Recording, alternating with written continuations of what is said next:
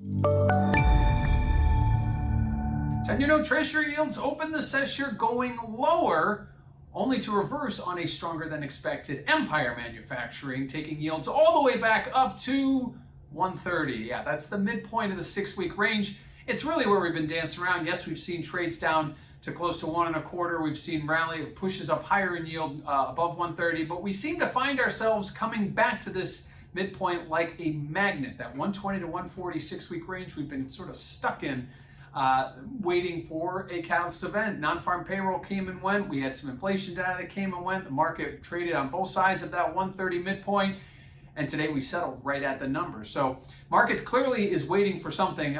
We've been talking about this now for the last few weeks, and it's likely going to be next week's FOMC meeting that really kind of gives the market a nudge, whether we see a dovish Fed come in and push those yields lower, or a more hawkish Fed talking about tapering and aggressively moving before the end of the year and seeing those yields go higher. But right now the market is being very cautiously, I don't even want to say optimistic, they're just being cautious, waiting for that data to come out, waiting for confirmation from the Fed, and that is something we will hopefully get next week. Now looking at volatility, what does this all mean? We'll check out that CVOL index over at cmegroup.com.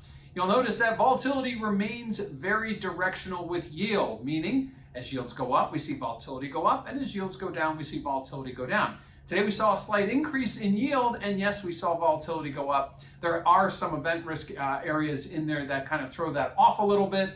And speaking of event risk, what do we have tomorrow? Well, we have the claims number, which last week came in at its lowest point since the beginning of the pandemic at about 310,000 new filings.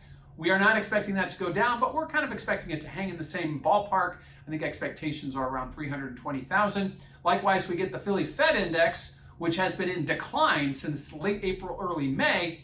At this point, maybe looking at that Empire Manufacturing number, maybe a little bit of bullishness. We're expecting it to come in right where it did last month at around 19, so maybe today's Empire number gives it a little bit of optimism to the upside. And we also get the August retail sales number. And while all these numbers are important to the Fed, all the economic data, you put it in the blender, you kind of come out with what you do and you see where we're going to be. Ultimately, the Fed's watching jobs, they're watching inflation, and they're watching financial market volatility. And at this point, the jobs numbers, while they're strong, had a bad month last.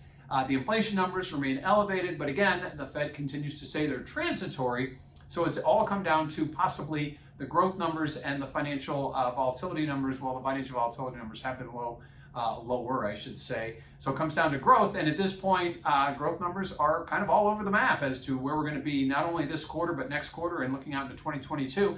Fed's going to give us some forward guidance at their FOMC next week. And clearly that's going to be the touchstone to where we go as far as tapering or talking about tapering. Certainly not going to do anything to rates at this point, but will they amend some of their policies, some of their asset purchases, which the market had priced in earlier and then taken back, and now we're kind of waiting. So at this point, it all hinges on what Mr. Powell and the Fed will do next week. So midweek, we see yields right stuck in the midpoint of the six-week range, ahead of FOMC and tomorrow's claims, retail sales, and Philly Fed.